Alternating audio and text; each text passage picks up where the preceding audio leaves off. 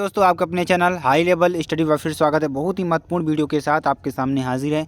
यहाँ पर देखिए, अब आपका टाइम टेबल आ चुका है। 16 फरवरी से आपकी परीक्षाएं स्टार्ट हैं। मेरे प्यारे बच्चों, आप सभी को अपनी पढ़ाई को बहुत ही ज़ोर शोर तरीके से स्टार्ट कर देना है ताकि आपको एग्ज़ाम में अच्छे से अच्छे नंबर मिल सकें। तो मेरे प्यारे बच्चों, चलिए हम यहाँ पर आपको बताते हैं और आपको समझाने का प्रयास करते हैं। यहाँ पर देखिए हम क्या पढ़ने वाले हैं।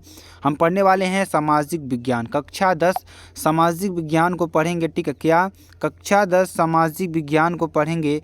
तो सामाजिक विज्ञान में बहुत ही इंपॉर्टेंट चीज़ है आपके लिए जानना। ठीक है, अति लघुत्तरीय पहले प्रश्नों की बात करेंगे मेरे प्यारे बच्चों। जो इंपॉर्टेंट अति लघुत्तरीय प्रश्न हैं उनकी चर्चा करने वाले हैं।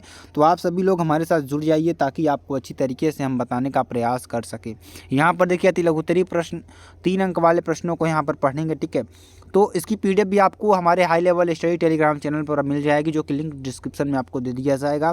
पहला क्वेश्चन क्या है, सामाजिक संरचना का क्या अर्थ है। ठीक है, किसका, सामाजिक संरचना का क्या अर्थ है। ठीक है, तो यहाँ पर देखिए उत्तर क्या हो जाएगा, समाज शास्त्रियों के अनुसार। क्या, समाज शास्त्रियों के अनुसार सामाजिक संरचना का अर्थ, जो सामाजिक संरचना का अर्थ है, लोगों के संबंधों की वह सतत व्यवस्था है। क्या, लोगों के संबंधों की वह सतत व्यवस्था है जिसे सामाजिक रूप से स्थापित प्रारूप, क्या, जिसे क्या करने पर सामाजिक रूप से स्थापित प्रारूप अथवा व्यवहार के प्रतिमान के रूप में सामाजिक संस्थाओं और संस्कृति के द्वारा परिभाषित और नियंत्रित किया जाता है। ठीक है, तो ये होता है सामाजिक संरचना। आई होप आपको अच्छी तरीके से समझ में आ गया होगा। चलिए अगला क्वेश्चन देखिए, उपनिवेशवाद के दौरान, हमारा जो उपनिवेशवाद था, उपनिवेशवाद के दौरान अंग्रेजी शिक्षा का भारतीयों पर क्या प्रभाव पड़ा। ठीक है, तो यहाँ पर देखिए उपनिवेशवाद के दौरान अंग्रेजी शिक्षा का भारतीयों पर क्या प्रभाव पड़ा। ठीक है,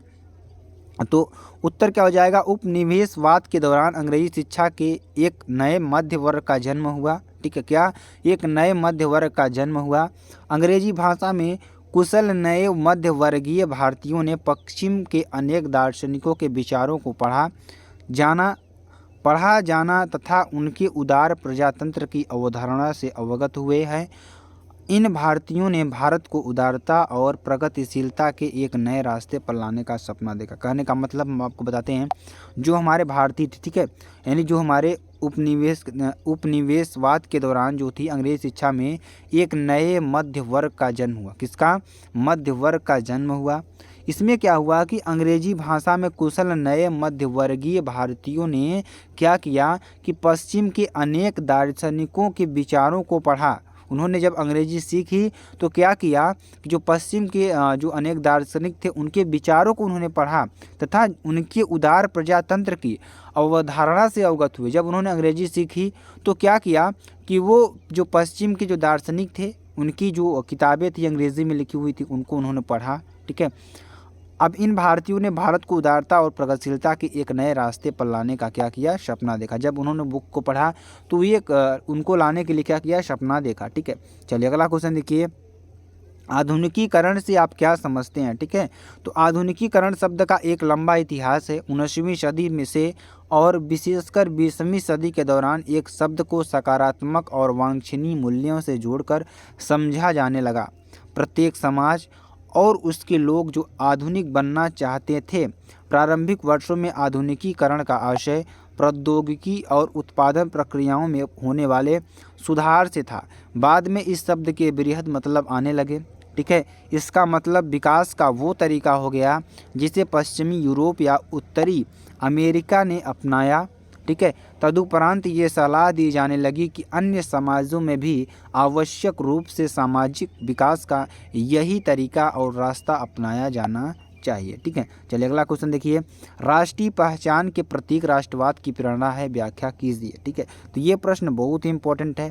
चलिए क्वेश्चन का आंसर देखिए, इसका क्या हो जाएगा, भाषा, संस्कृति और प्रजातीयता 3 प्रमुख कारण हम राष्ट्रीय पहचान के मानते हैं। यही राष्ट्रवाद की प्रेरणा है। हिटलर जर्मन भाषा, संस्कृति और प्रजातीयता पर गर्व करता था। उसने इसे ही राष्ट्रवाद का प्रतीक बनाकर राष्ट्रवाद को क्या किया, बढ़ावा दिया। ठीक है, प्रश्न नंबर की बात करेंगे, 5 नंबर की बात करेंगे, बहुत ही इंपॉर्टेंट प्रश्न आपके लिए। भारत में आधुनिकीकरण के किन्हीं 3 दुष्परिणामों की विवेचना कीजिए। ठीक है, तो क्या हो जाएगा, उत्तर भारत में आधुनिकीकरण के 3 दुष्परिणाम निम्नलिखित हैं। कौन कौन से, पहला देखिए, बेरोजगारी में वृद्धि, आधुनिकीकरण के फलस्वरूप मशीनीकरण भी तेजी से बढ़ रहा है। मशीनीकरण के कारण श्रमिकों को रोजगार नहीं मिलने में कठिनाई हो रही है, क्योंकि मशीनों के कारण श्रमिकों की कम आवश्यकता होती है। ये आपके देख ले, आधुनिकीकरण से यही हो रहा है कि जो हमारे श्रमिक हैं उनकी संख्या कम होती जा रही है, उनका स्थान किसने ले लिया? मशीनों ने ले लिया। ठीक है, अब देखिए औपचारिक संबंधों में वृद्धि, आधुनिकीकरण के फलस्वरूप औपचारिक संबंधों में वृद्धि हो रही है। औपचारिक संबंधों के कारण घनिष्ठ संबंधों का अभाव बढ़ता जा रहा है। अब सामाजिक में कृत्रिमता अधिक पाई जाती है। ठीक है, तो तीसरा नंबर देखिए क्या हो जाएगा? पश्चिमीकरण। पश्चिमीकरण क्या हो जाएगा? पश्चिमीकरण आधुनिकीकरण के कारण भारत में पश्चिमीकरण तीव्र गति से हो रहा है। भारत में सामाजिक, आर्थिक, सांस्कृतिक, शिक्षा आदि सभी क्षेत्रों में पश्चिमीकरण का प्रभाव देखा जा सकता है। ठीक है, प्रश्न नंबर 6 की बात करेंगे। आधुनिकीकरण के 3 विशेषताएं बताइए। तो आधुनिकीकरण की 3 विशेषताएं निम्नलिखित हैं। पहला क्या है? इसमें नगरीकरण में वृद्धि, समानता, स्वतंत्रता तथा प्रजातांत्रिक मूल्यों का विकास होता है। और देखिए दूसरा नंबर क्या है? यह विज्ञान और प्रौद्योगिकी विकास की आत्मा है। इससे भिन्न प्रकार के ज्ञान और अनुभव में क्या होती है? वृद्धि होती है। ठीक है, अगला देखिए, इससे आर्थिक तथा राजनीतिक सहभागिता में वृद्धि होती है। ठीक है, चलिए अगला क्वेश्चन देखिए, लोकतंत्र क्या है? लोकतंत्र क्या होता है? उत्तर क्या होगा? अमेरिका राष्ट्रपति अब्राहम लिंकन के अनुसार लोकतंत्र जनता का जनता के द्वारा जनता के लिए शासन है। ठीक है, किसका? जनता का जनता के द्वारा जनता के लिए शासन है।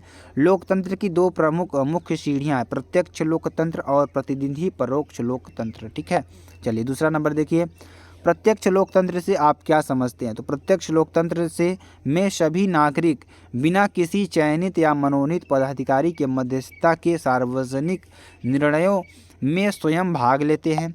लेकिन यह पद्धति केवल वही व्यवहारिक है जहां लोगों की संख्या सीमित हो।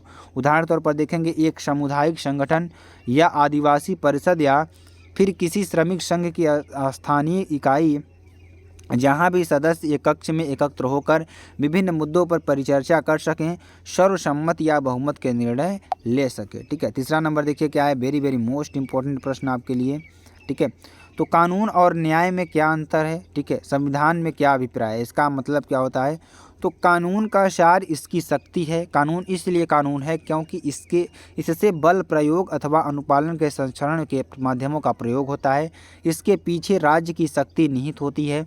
न्याय का सार निष्पक्षता है। कानून की कोई भी प्रणाली अधिकारियों के संस्तरण के माध्यम से ही कार्यरत होती है। ऐसे प्रमुख मानदंड जिनसे नियम और अधिकारी संचालित होते हैं संविधान कहलाता है। ठीक है, संविधान वह माध्यम है जो राजनीतिक शक्ति को सामाजिक हित की ओर प्रभावित करता है। ठीक है, उसे सुसंगत बनाता है। यह एक ऐसा दस्तावेज है जिससे किसी राष्ट्र के सिद्धांतों का निर्माण होता है। भारतीय संविधान भारत का मूल मानदंड है। अन्य सभी कानून संविधान द्वारा नियत प्रणाली के अंतर्गत बनते हैं। ये कानून संविधान द्वारा निश्चित अधिकारियों द्वारा बनाए एवं लागू किए जाते हैं। कोई विवाद होने पर संविधान द्वारा अधिकार प्राप्त न्यायालयों के संस्तरण द्वारा कानून की व्याख्या होती है। ठीक है, उच्चतम न्यायालय सर्वोच्च है और वहीं संविधान का सबसे अंतिम व्याख्या करता भी है। ठीक है, चलिए चौथा नंबर देखिए, वेरी वेरी मोस्ट इंपॉर्टेंट प्रश्न आपके लिए हैं। ठीक है, चलिए आगे आपको बताते हैं। यहाँ पर देखिए 5वां नंबर क्वेश्चन देखिए, वैश्वीकरण के लाभ क्या क्या हैं? ठीक है, तो वैश्वीकरण के लाभ निम्नलिखित हैं। क्या क्या है? नवीन तकनीकों का आगमन। वैश्वीकरण का क्या है? विदेशी पूंजी के निवेश में वृद्धि होती है। यह नवीन तकनीकों का आगमन होता है जिससे श्रम की उत्पादकता एवं उत्पाद की किस्म सुधार होता है। ठीक है, चलिए अगला क्वेश्चन देखिए। अगला देखिए इसमें क्या है? जीवन स्तर में वृद्धि। वैश्वीकरण से जीवन स्तर में वृद्धि होती है क्योंकि उपभोक्ता को पर्याप्त मात्रा में उत्तम किस्म की वस्तुएं न्यूनतम मूल्य पर मिल जाती है। ठीक है, तीसरा नंबर क्या है? विदेशी विनियोजन। वैश्वीकरण के विकसित राष्ट्र अपनी अतिरिक्त पूंजी अर्ध विकसित एवं विकासशील राष्ट्रों में विनियोग करते हैं। विदेशी पूंजी के आगमन से इन देशों का विनियोग बड़ी मात्रा में हुआ है। ठीक है, तो मेरे प्यारे बच्चों ये बहुत ही इंपॉर्टेंट प्रश्न थे। अगर आपको वीडियो पसंद आती है आप चैनल को लाइक, शेयर, कमेंट, सब्सक्राइब जरूर कर सकते हैं। फिर मिलते हैं नेक्स्ट वीडियो में नए टॉपिक के साथ। अब तक के लिए जय हिंद, जय भारत।